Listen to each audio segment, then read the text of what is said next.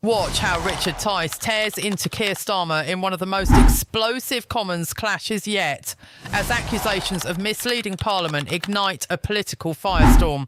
The atmosphere is tense, the stakes couldn't be higher, and for many watching, this feels like a moment that could define leadership itself. When trust is questioned at the very top, it doesn't just stay in Westminster, it hits every household across the country. Before we continue, please take a moment to like this video and subscribe to Britain Daily. It's completely free and it helps us keep bringing you the hard-hitting stories that matter. Let's watch this explosive clip.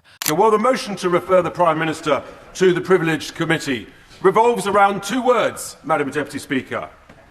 Pressure, that's the first word, and it's absolutely vital. Also, process. And of course, the Prime Minister is the master of process. He bangs on about it all the time. The king of process here in the Commons. And he says that full due process was followed. And yet we've already heard from other honourable members that Sir Simon Case, the then Cabinet Secretary, gave the Prime Minister in November 2024 due process. He said that actually the vetting and the due diligence should be carried out before confirming the choice of ambassador. The Prime Minister chose to avoid that due process. There is a second key element of due process that I don't think has been properly teased out so far this afternoon, and that is with regard to the timing of the decision on vetting through January 2025. Because if full due process was being followed, then the security authorities, the vetting authorities, should have been allowed to take whatever time they deemed necessary to make their judgment. And with regard to Mandelson, goodness me, there's a lot to go through to check that clearance. Clearly, we've heard from a number of senior civil servants that actually they were not allowed to carry out full due process and to take as long as they determined was necessary, even if that took them beyond the inauguration of the President of the United States. No, I bring you on now, Madam Deputy Speaker, to the second word, which is whether or not any pressure whatsoever was applied. And we've heard from not one, not two, but from three separate senior civil servants that actually the pressure was not on the decision itself, the pressure was indeed on the speed of the decision, because the decision had already been taken by not following due process. And we have heard Sir Ollie Robbins confirm that pressure was felt to get on with the decision. We've heard yesterday from Ian Collard that actually pressure was applied to make that decision. And we've heard, of course, from Sir Philip Barton that actually, again, he said the pressure was to get on with it. There was no space in the decision. There was no space in that. In other words, due process was not followed. And it was all about, I will happily give way to the honourable gentleman. If we give way. Did we not hear last week at the Foreign Affairs Select Committee that whilst there was pressure, and that was discussed, it had no impact on the decision. And it was a marginal decision, and they felt that the risks could be managed. I feel that the honourable gentleman is missing this part out in his story. I think the honourable gentleman, but I would remind him what the Prime Minister said at Prime Minister's questions just last week. No pressure existed whatsoever. Whatsoever is the critical word, which is the flaw in the honourable member's argument. So we now know, Madam Deputy Speaker, that not only actually did the Prime Minister inadvertently mislead the House with regard to full due process, but he has misled the House for a second time with regard to whether or not any pressure existed whatsoever. Madam Deputy Speaker, the evidence is in. And for a Prime Minister that prides himself on process, anecdotally, it seems that there is a culture that does not exist around him and within him and perhaps himself. For example, we now know that the Cabinet Office questioned whether or not there should be any vetting at all. In other words, they didn't want full due process. So we know that.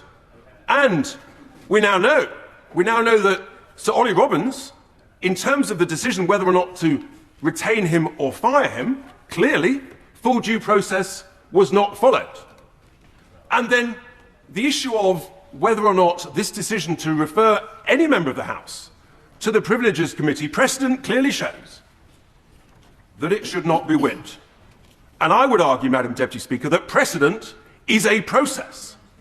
And the process of not whipping this decision, this vote, is not in this instance, Madam Deputy Speaker, being followed. So I would urge all honourable members to ignore the whipping, to follow the conscience, and to follow the evidence. The evidence is in, Madam Deputy Speaker, the Prime Minister inadvertently misled the House of Commons. David Pinto-Duchinsky. Thank you, Madam Deputy Speaker. Appointing Peter Mandelson was wrong. And as with any debate on this subject, we should start by acknowledging the suffering of Jeffrey Epstein's victims. They have my full solidarity. But, Madam Deputy Speaker, I have listened closely to the opposition during this debate, and I think we need to call their behaviour for what it is. This is political game playing of the lowest order from the party opposite. Politics is a circus to them. They thrive off this use of politics as a soap opera because it is all they know. That's why the public grew so heartily sick of them, and it is precisely why so many of their former colleagues no longer sit on their benches. Just weeks ago, their leader showed a catastrophic failure of leadership in calling for this country to rush to war. When she spoke then, she had no underlying strategy and she didn't focus on what was right for the country. Clearly, she has learnt nothing from that. Her cynicism becomes clear now when we peel back their rhetoric and expose the lack of substance behind her arguments. Peter Mandelson was dismissed last September. Rightly so. The Prime Minister has already acknowledged that his appointment was a mistake. Senior civil servants, including Ollie Robbins, Chris Wormholt and Cat Little, have all made clear that due process was followed in that appointment. Ollie Robbins himself has said that no one from Number 10 ever spoke to him or messaged him to apply pressure. And Philip Barton today also confirmed that there was no pressure on the substance of the vetting. I also want to deal directly with this point about the sequence of vetting. I have been through developed vetting.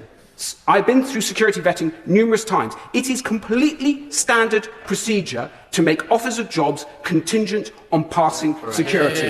On this point, as on other points, there is simply no case to answer. What's more, this government is undertaking an extensive release of documents. Now I'm making some progress. In the interest of transparency and respect for this House, ministers have updated us on that progress with the humble address. And on top of that, the Foreign Affairs Select Committee is holding hearings. What's more, alongside that, the government has strengthened already the processes around national security vetting and senior appointments. So I'll ask again, what's the real substance here? We are not uncovering new facts. In fact, the opposition's argument has changed time and time again, as the member for Cardiff West so eloquently pointed out. What we are seeing is lots of throwing mud in the hope that some of it will stick. The party opposite is not speaking in the public interest, but in service of political opportunism. It is demeaning and diminishing an important parliamentary process. Our disciplinary processes are serious. They should not be used for political point scoring. A privileges investigation would not bring further clarity. It would only create a long, costly and wholly unnecessary duplication of processes that are either completed or already underway. It is a distraction, and I'm guessing that's why the party opposite wants it. A stunt, and that's why I will be voting against it. What we've just witnessed is more than a political argument. It's a serious challenge to credibility at the highest level of government. When claims of pressure, broken process and misleading statements are raised so directly, it forces a bigger question. Who do the public believe?